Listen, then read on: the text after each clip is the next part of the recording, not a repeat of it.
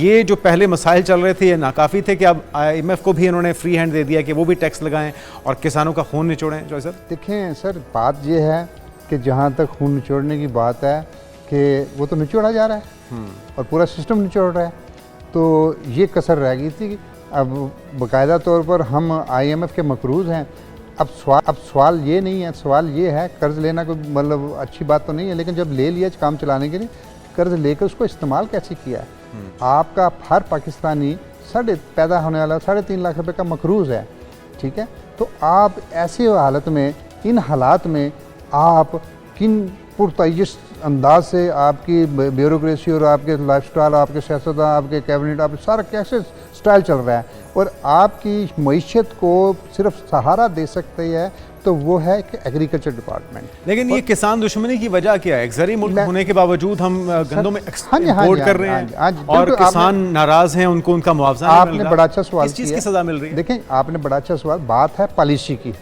यही पंजाब, कभी पंजाब का उसको अनाज कर कहा जाता था और आज इसी पंजाब में आप गंदम इंपोर्ट कर, तो सवाल तो बनता है ना। और ये किसकी, ये गलत पॉलिसी की वजह से। क्या आप अगर 3500 रुपया रेट जो गवर्नमेंट ने किसानों के लिए गंदम का मुकर्रर किया था और वो अगर दे देते तो हदाफ पूरे हो जाते, लेकिन आपने तो, हमने किसान बोर्ड पाकिस्तान ने अदालत में ये केस किया और जीता और गवर्नमेंट को मजबूर किया कि वो सपोर्ट प्राइस ऐलान करे। लेकिन हमने उनसे डिमांड की थी 4100 रुपया कास्ट आती है हमारी, हमें 4100 रुपये दिया, 3500 दी, 3500 भी देकर एक ऐसा अंदाज किया, सब छुपते भी नहीं, सामने आते भी नहीं वाली बात की, ना खरीदारी की और ना किसान को रिलीफ मिला। और किसान को वही गंदम उसने 3200 रुपये में औने पौने में फरोख्त की और स्टॉक कर ली गई। वो 11 कंपनियां कहाँ पर हैं, वो गवर्नमेंट के डिपार्टमेंट कहाँ पर हैं, फूड डिपार्टमेंट पास को कोई भी अमल नहीं। तो आज अगर गवर्नमेंट ये बात कर रही है कि IMF के से को मनाने के लिए कि हम किसानों पर टैक्स लगा रहे हैं, क्या किसानों पर पहले थोड़े टैक्स हैं? उसके तरीकाकार क्या होगा, कितना टैक्स लगेगा, किस किसान पे लगेगा और उसके असरात फिर क्या देखें? बात यह है, वो टैक्स किसान तो पहले हर किस्म के बीज लेने से लेकर और फरोख्त करने तक हर चीज़ पर वो टैक्स दे रहा है। एक ज़मीन बच गई है, आप उस पर भी आपने अब बयाना कितना था और 3-4 गुना आपने कर दिया। बिजली के रेट कितने हैं, कितने कर दिए हैं। अब एक ज़मीन बच गई थी कि जिस पर आपका हमारा टैक्स नहीं था, लेकिन अब भी हमने तो सुना, अभी तो उसका नोटिफिकेशन तो नहीं है, लेकिन सुनने में ये आ रहा है कि 5000 रुपया फी एकड़ लगाया जाएगा। तो ये तो कत्लेआम के मुतरादिफ नहीं है। अब सवाल ये पैदा हो रहा है कि पहले ही किसान की पैदावार कम हो रही है, पिछले 3-4 सालों से जरी बूट उसके महंगे हो रहे हैं और ऐसे में वो मर रहा है, उसको और मारा जा रहा है। तो मैं तो ये कहूँगा ये एक बाकायदा मनसूबा बंदी के ज़रिए किया जा रहा है कि पाकिस्तान में खुराक का एक मसनूई बहरान पैदा किया जाए ताकि वो आलमी मालियाती इदारे के वो नुमाइंदे पाकिस्तान की हर चीज़ को कंट्रोल कर लें और ये फिर और कहें कि जनाब हमें अब रोटी मंगवाने के लिए अभी ना चीन के से हमने रोटियां ताज़ा मंगवानी है तो हमें वहाँ इतने पैसे दे दीजिए। इसका तो ये हल क्या है चौधरी साहब? क्या इसके लिए किसान एहतजाज करेंगे, सड़कों पर आएंगे? अगला लाहेअमल क्या है? देखें, जहाँ तक एहतजाज की बात है, किसान बोर्ड पाकिस्तान ने तो हर फोरम पर इस बात का आवाज़ भी बुलंद की है। हमने अदालत का दरवाज़ा भी खटखटा रहे हैं, पहले भी खटखटाया और प्रेस क्लब हर जगह मौक़ों पर एहतजाज भी कर रहे हैं। लेकिन क्या उसका सोते को तो जगाया जा सकता है, जागते को कैसे जगाया जाए?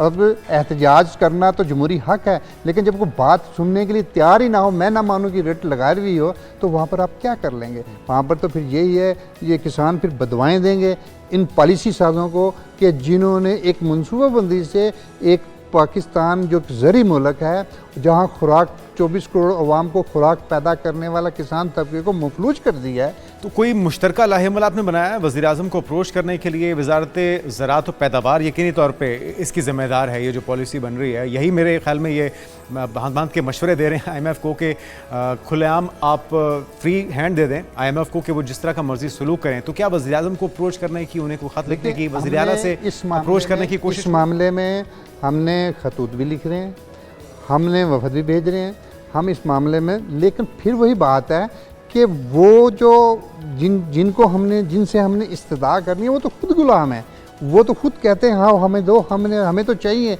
अब मुझे बताओ कि वो जो आप कर्ज लेकर उसका कुछ हिस्सा तो आप उसका 80% तो आप देते हो, किस्तों में दे देते हो, और बाकी आप वो जो पैसा सारा ब्यूरोक्रेट की पूरे साइश जिंदगी के लिए, गाड़ियों के लिए, सब नॉन प्रोडक्टिव लगा देते हो। उनको तो और सिस्टम को चलाने के लिए उनको तो चाहिए, वो क्यों करेंगे, वो तो IMF को। लेकिन सवाल ये पैदा होता है कि आज मुझे ये बताइएगा, आपके वसातों से मैं ये पूछना चाहूँगा उन पॉलिसी मेकरों से कि IMF से टैक्स के लिए तो पूछा जा रहा है, मनाने की कोशिश कीजिए, क्या इन्होंने जो 11 अरब का जहाज खरीदा IMF से पूछ के खरीदा?